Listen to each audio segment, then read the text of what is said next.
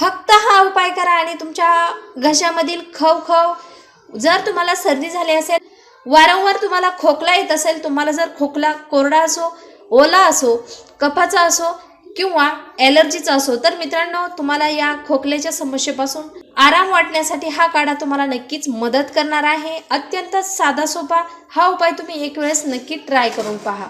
विषाणूंपासून जर तुमचं संरक्षण करायचं असेल तर तुम्ही हा काढा नक्कीच सेवन करा। नमस्कार, नो एव्हरीथिंग या यूट्यूब चॅनलमध्ये फ्रेंड्स मी तुमच्या मनापासून स्वागत करते। आज मी तुम्हाला वातावरणातील बदलामुळे आपल्या घशामध्ये इन्फेक्शन होते किंवा आपल्याला सर्दी होते आणि सर्दी झाल्यामुळे साहजिकच आहे आपल्याला खोकला येतो, कफ साठतो। हा जो आपल्या छातीमध्ये साठलेला कफ आहे तो बाहेर निघण्यासाठी वारंवार आपल्याला खोकला येत असतो आणि हा जो खोकला आहे तो खूपच भयानक त्रासदायक ठरत असतो। तर आपल्या छातीमध्ये साठलेला कफ एका रात्रीमध्ये कसा वितळून लावायचा यासाठी मी तुम्हाला या ठिकाणी अत्यंत साधी सोपी आणि उपयुक्त अशी रेमेडी या ठिकाणी बनवून दाखवणार आहे। तर तुम्हाला स्क्रीनवरती जे घटक दिसत आहेत त्याची मी तुम्हाला ओळख करून देणार आहे। या ठिकाणी 1 चमचा ओवा घेतलेला आहे। ओव्यामुळे आपल्या घशातील इन्फेक्शन पूर्णतः दूर होते आणि आपली जी रोगप्रतिकारक शक्ती आहे ती देखील वाढण्यासाठी या ओव्याची मदत होत असते। तसेच दुसरा जो घटक आहे तो म्हणजे आलं।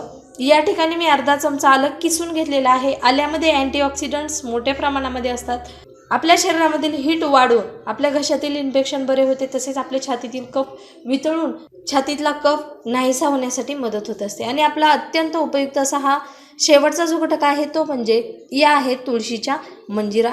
मी या तुळशीच्या मंजिरा सुकवून घेतलेल्या आहेत।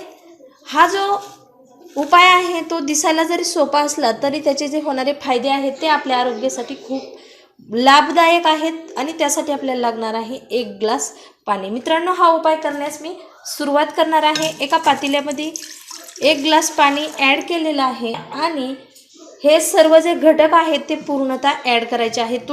आपण हा काढा तयार करण्यास ठेवूया। या ठिकाणी हा काढा मी तयार करण्यास ठेवलेला आहे। आपण हा काढा निम्मा होईपर्यंत वाट पाहूया। अशा पद्धतीने आपलं हे मिश्रण व्यवस्थितरित्या उकळत आहे। आपण आता गॅस कमी करून घेणार आहोत आणि कमी गॅसवरती हा काढा तयार करून घ्यायचा आहे। यामध्ये मी तुळशीच्या ज्या मंजिरा आहेत त्या काड्यांसह ॲड केलेल्या आहेत। त्याचे जे औषधी गुण आहेत ते आपल्या काड्यामध्ये उतरल्यानंतर आपल्याला त्याचा खूप सारा फायदा होणार आहे। या ठिकाणी तुम्ही पाहू शकता आपला हा काढा तयार झालेला आहे। तो मी आता एका ग्लासमध्ये गाळून घेतलेला आहे। अत्यंत इफेक्टिव्ह असा हा आपला आयुर्वेदिक काढा रेडी झालेला आहे। या काढ्याचं तुम्ही सेवन करायचं आहे सकाळ संध्याकाळ आहे आणि या काढ्याचं सेवन केल्यानंतर अर्धा तास आपण कशाचं सेवन करायचं नाही। हा काढा अत्यंत असा इफेक्टिव्ह आहे। या काढ्याचं तुम्ही सेवन केल्याबरोबर तुम्हाला एका दिवसामध्ये लगेच आराम वाटणार आहे। तर मित्रांनो, तुम्हाला जर हा व्हिडिओ आवडला तर लाईक करा, शेअर करा, तसेच नो एव्हरीथिंग हा यूट्यूब चॅनल सबस्क्राईब करायला मात्र विसरू नका। नवीन विषयाचा नवीन व्हिडिओचा मी लवकरच येत आहे। तोपर्यंत धन्यवाद।